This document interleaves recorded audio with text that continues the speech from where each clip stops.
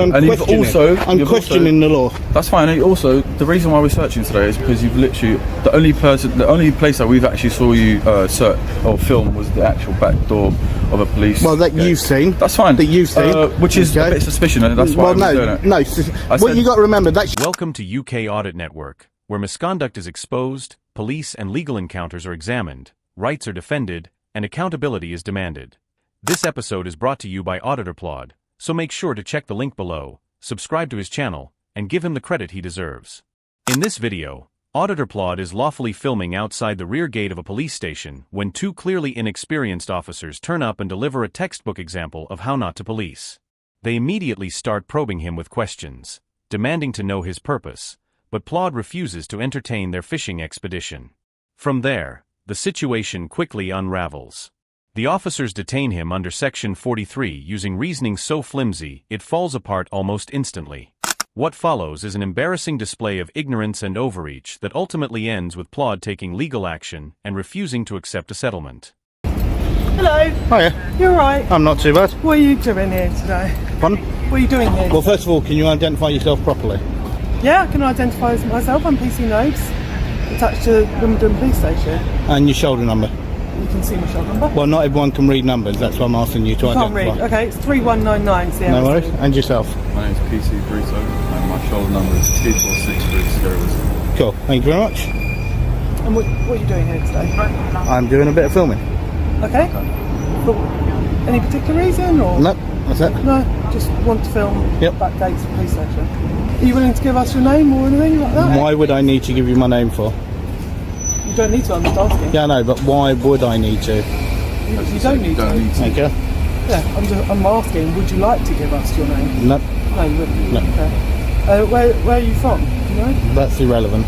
Pardon? That's irrelevant. It's irrelevant? Yep. For what? Well, why did it matter where I'm from? It doesn't, I'm just asking. Okay. These are just normal questions I'm asking. Yeah, but if it doesn't matter, then there was no need to ask it. Okay. The encounter begins with a female officer fixating on Plod's name. There's no genuine suspicion, no identifiable offense, just an attempt to extract personal information she has no legal right to demand. Plod refuses, correctly so, because under UK law a person is not required to provide their details unless specific conditions apply, such as antisocial behavior under Section 50 of the Police Reform Act. That should have brought the interaction to a close. Instead, she changes tactics and asks where he's from, as if that somehow matters. When Plod challenges her, she dismisses it by claiming these are normal questions. They're not. They have no investigative value, no evidential basis, and no legal relevance. Where someone lives or who they are has no impact on the fact that filming in a public place is lawful. I'm under no obligation to give you my name. Well, at this moment in time, I'm going to detain you for a purpose of search. I'll be searching today under Section 43 of the Terrorism Act. Okay, right. Under Section 43, you need to give me the specific part of Section 43. Don't just give me a number, you need to give me the specific part. And also as well, okay, to do with actually having so-called evidence to use Section 43, you need to make sure that you get this done correctly, and you tell me what site, what actual part of Section 43. No, it will be an unlawful search. You can make a complaint. It will be an unlawful search. And if you want to complain about it, if you feel that way, you can make a complaint afterwards. But this is what we're going to do here and now. If you have an issue with that, what is your where is your actual proof of hostile reconnaissance? we've explained to you. Where is your proof of that? at this moment in time, mate, We don't I haven't even gotten to my grounds just yet. So what is As your I said, no? You're calling me a terrorist. You're doing it under the Terrorism Act. Is that or is that not calling me a terrorist? If you were going to search me under the Terrorism Act, no. Once Plod calmly reiterates that he has no legal obligation to identify himself, the male officer escalates straight to a detention under Section 43 of the Terrorism Act 2000. This is one of the most serious stop-and-search powers available in UK law, permitting police action only where there is reasonable suspicion that a person is involved in terrorism. Simply refusing to answer questions or give a name does not meet that threshold. Plod challenges the officer appropriately, asking him to point to the exact part of Section 43 that authorizes the search. The officer can't do it. He fails to quote the legislation, fails to articulate any reasonable suspicion, and fails to connect Plod's behavior to terrorism in any way. That inability is revealing, because the law requires officers to clearly state their grounds before exercising such powers. Instead, The officer exposes a complete lack of understanding. Please make sure that you quote me the specific part of section 43 that you're going to do this under. As I said, you'll be searched today. No, you need to make sure that you actually give me the specific part of section 43. The reason being why I'm searching today, sir, is because you've been quite evasive towards us when we come and... What, because I don't want to give you my name? Yes. Okay, am I under any legal obligation to give you my name? However, so how is that then? How is that then? You're not really giving Well, it's a public building. I'm standing in public. Well, hang on. Is that against the law? What I'm doing is it against the law? To be searched. Okay, but you're searching me under the Terrorism Act. Okay, so your reasonable suspicion, what is it? We're going to search you. Okay, right. Well, we'll go for it. Okay, but it will be. It's completely unlawful. Well, then you can make a complaint afterwards. Okay. It's completely unlawful. Okay, and abuse of powers. If you feel like that, make a complaint afterwards. Right, because I would really want to know. Don't worry. Yep. And I will carry on recording. So you're going to be searched. Okay. You'll be searched today. Okay. As I said, the grounds being for the search is, because you've not really given us an actual I don't have to give you my name. You've been evasive Well, towards you've already us. said that it's because I won't give you my name. You've also been quite obstructive at the moment in time with the search. Okay. All right. When Plod continues to challenge their actions, the officer dismissively tells him to make a complaint. That response isn't accountability, it's arrogance. It reflects an attitude where officers act first and rely on institutional protection later. The interaction becomes a window into a deeper cultural problem where ego overrides legal duty. When pressed again to explain the grounds, the officer finally admits the detention is based on Plod not answering questions about why he's there. That admission alone dismantles the justification. Declining to explain yourself in a public place is not suspicious behavior, it's a lawful choice. Section 43 requires reasonable suspicion of terrorism, not non-compliance with casual questioning.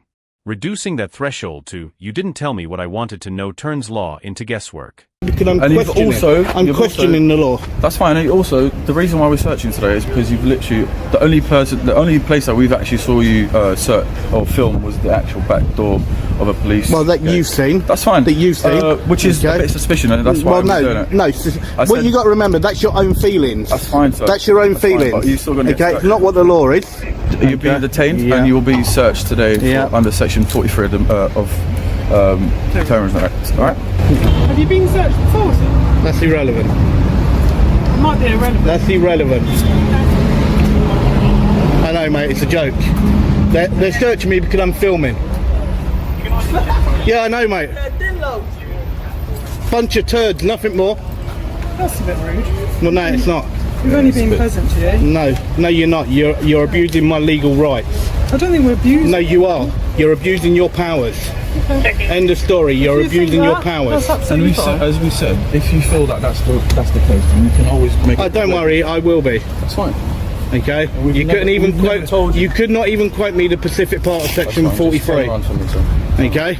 You could not even quote me the right part of Section 43. I'll do, sir. I'm going to put this inside your bag, all right? Yeah, you do need to if you read it correctly and what the law actually is.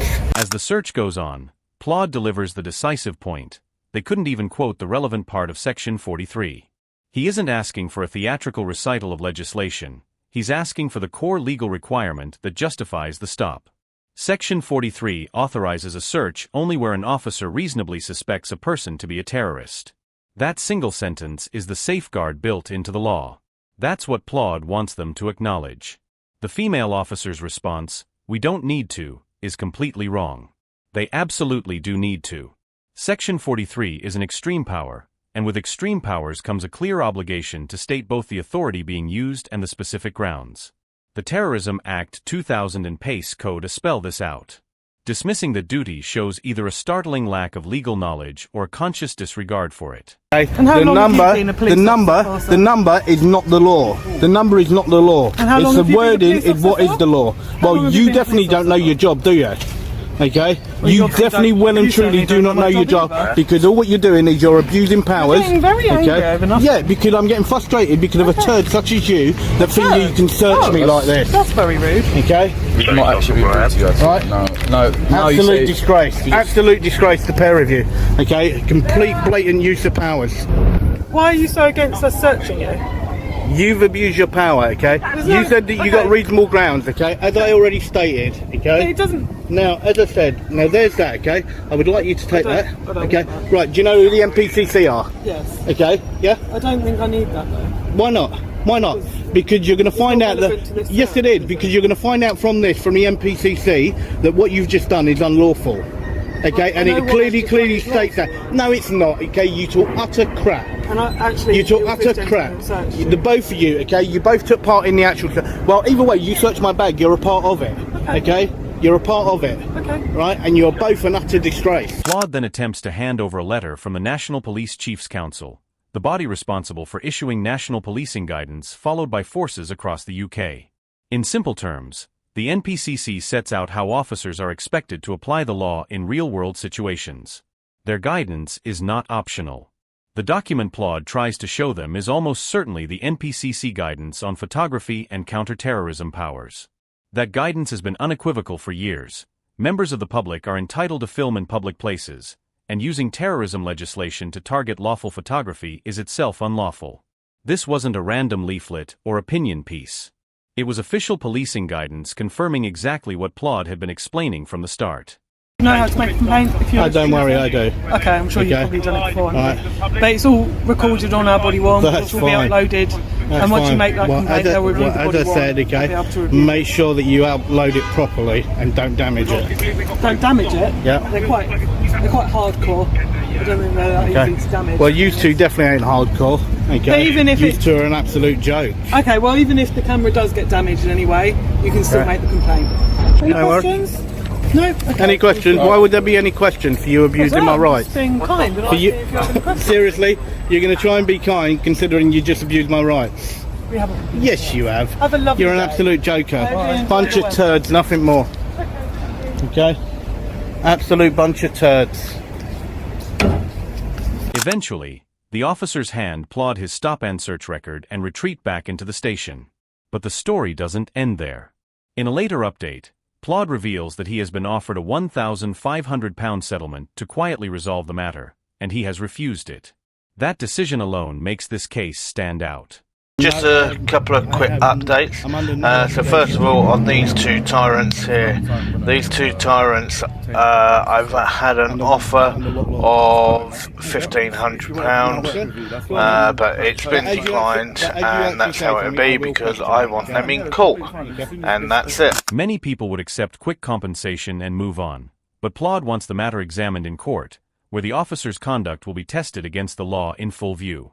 This isn't just about money. It's about accountability. If the case proceeds, any eventual award could far exceed the £1,500 offered. Claims involving unlawful stop and search or false imprisonment have historically resulted in damages of £5,000 to £10,000 or more, particularly where aggravated damages apply. The real difference lies in transparency. A settlement keeps everything quiet, with no admission of wrongdoing, while a court judgment creates a public record and exposes failures openly. By rejecting the offer, Plod is ensuring this incident doesn't disappear as another silent payout. A court victory would not only cost the force financially, but could also impact the officer's professional records and set a precedent for future cases. This episode ultimately highlights a serious lack of training. Section 43 is among the most powerful tools in UK policing, yet the officers here couldn't quote it, explain it, or meet its threshold. That's not a minor error, it's dangerous. When extraordinary powers are exercised without understanding, the result is exactly what we witnessed: unlawful detention masquerading as policing. As ego replaced professionalism, frustration replaced procedure, and terrorism powers were used to save face rather than ensure safety. These weren't isolated mistakes but symptoms of deeper failures in training, accountability, and standards. Plod turned a single unlawful stop into a broader challenge, and regardless of how the case concludes, the reputational damage has already been done.